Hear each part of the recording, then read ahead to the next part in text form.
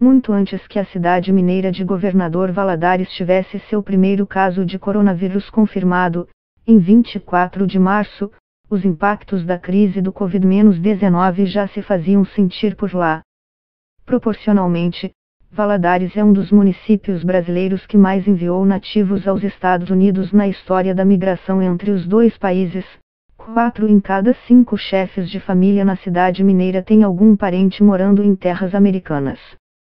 O resultado disso hoje, há cerca de 40 mil valadarenses no país, tem sido um intenso fluxo de dinheiro de regiões do EUA, como a área metropolitana de Boston, Massachusetts, para Valadares nos últimos 40 anos.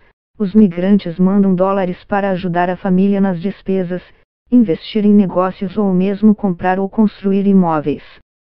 O que nos dizem é que a tendência é que as remessas continuem caindo até a retomada da atividade econômica, nos Estados Unidos, afirma o secretário de Desenvolvimento do município, Hilton Manuel. A agência Brazuca, correspondente da Western Union na cidade, confirmou uma queda de 10% do número de pedidos de remessas para Valadares. Já a LP Câmbio e Turismo, correspondente da agência MoneyGram, relata queda de aproximadamente 85% no volume de transferências do EUA para a cidade, diz o secretário Manuel. Em 2019, o dinheiro enviado pelos migrantes representou quase 3 bilhões de dólares, ou 0,2% do produto interno bruto do país. É pouco, quando se leva em conta que remessas somaram 17% do PIB em El Salvador, ou quase 3% do PIB no México. Mas é um valor que cresceu 15% de 2018 a 2019 e que tem um impacto muito importante localmente, diz Manuel Orozco, presidente do think tank Inter-American Dialogue. É certamente um dinheiro muito relevante quando se pensa no número de pessoas diretamente impactadas por esses recursos, completa. As estimativas dão conta de que entre 50% e 80% da comunidade de 1,2 milhão de brasileiros no EUA enviem dinheiro regularmente para parentes e amigos no Brasil. De acordo com Orozco, cada migrante ajuda, em média, 1,2 famílias. Isso significa que entre 720 mil e 1,1 milhão de famílias recebem periodicamente recursos do exterior, diretamente injetados na economia doméstica.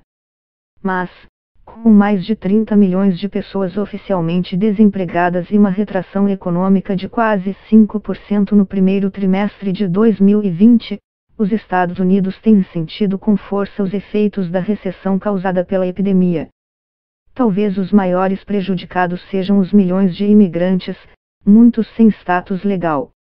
Essas pessoas costumam trabalhar em empregos que as expõem ao risco de contágio, têm pouco ou nenhum acesso a cuidados médicos e não podem obter acesso aos recursos financeiros disponíveis a cidadãos demitidos ou residentes legais do governo do EUA, diz Paulo Pasquariello, professor de finanças na Universidade de Michigan.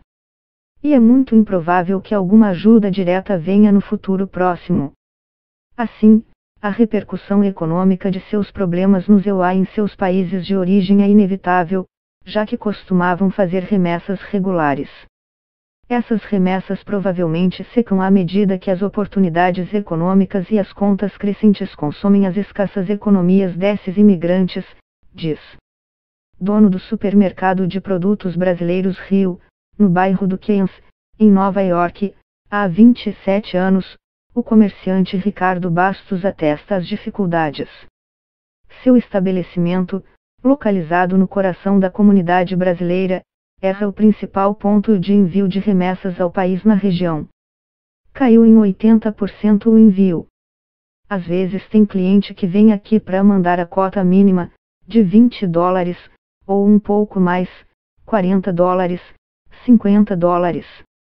E você vê que a pessoa tá tirando da própria boca para mandar, porque sente que o parente lá está em mais necessidade que ela aqui, diz Bastos, que tem oferecido 40 quentinhas diárias com arroz, feijão e carne para clientes que não têm tido o que comer em meio à crise. Para o economista Pasquariello, é possível que, em um primeiro momento, os governos locais no Brasil e em outros países destinatários de remessas tenham que organizar seus próprios pacotes de resgate para famílias em dificuldades, incapazes de pagar aluguel ou comprar alimentos, pois sua única fonte de renda, remessas do exterior, secou repentinamente. É um lado da globalização no qual não costumamos pensar. Nós realmente estamos no mesmo barco, muito mais do que podemos acreditar, diz Pasquariello.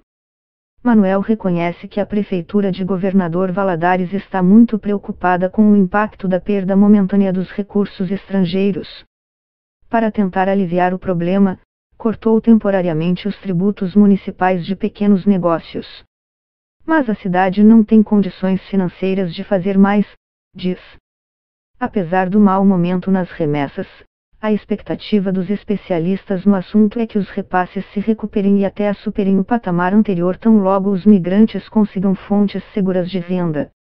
Com a reabertura gradual da economia americana a partir de maio, isso deve começar a acontecer.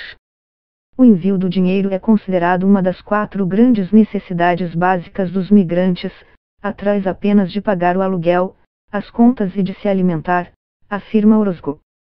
Por isso, a estimativa dele é que, na média, o montante de remessas caia apenas entre 7% e 15% no ano de 2020.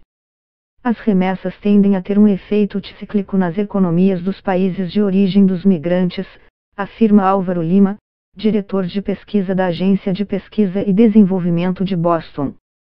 Quando esses países estão em pior situação, os migrantes que estão bem em outro país injetam dinheiro ali e aliviam a recessão. É uma fonte tão segura que alguns países latinos as empregam como garantia de suas dívidas. Como o pico da epidemia no EUA deve ter sido alcançado em abril, cerca de 6 semanas à frente do Brasil, quando este estiver em seu pior momento econômico, os migrantes estarão em recuperação financeira e terão condição de socorrer suas famílias. É a aposta de Ralph Boragina, diretor para Brasil da Golden Money Transfer, empresa que operacionaliza cerca de 4% de todas as remessas do EUA para a América Latina.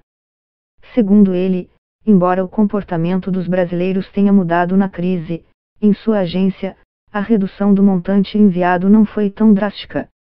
Os brasileiros costumavam mandar, em média, $500 a cada 20 dias. Agora estão fazendo remessas menores, em torno de $300, $350, mas aumentou um pouco a frequência do envio, diz Boragina. As transferências sugerem que os brasileiros não têm esperado acumular reservas para mandar e que estão atentos ao câmbio para maximizar o impacto dos recursos. O dólar está muito alto. No dia em que o, então ministro da Justiça Sérgio Moro saiu, a cotação explodiu. Então os migrantes correram para enviar o que tinham porque o dinheiro valorizou e dava para ajudar ainda mais gente no Brasil, relata Boragina. Com 21 anos de experiência nesse mercado, ele se permite uma previsão: se a situação ficar muito difícil no Brasil, as remessas vão explodir. Já vi muito brasileiro aqui passar necessidade para ajudar parente. O sujeito nos Estados Unidos tem uma vida super humilde, quando você vê, ele comprou 3 apartamentos para a família no Brasil.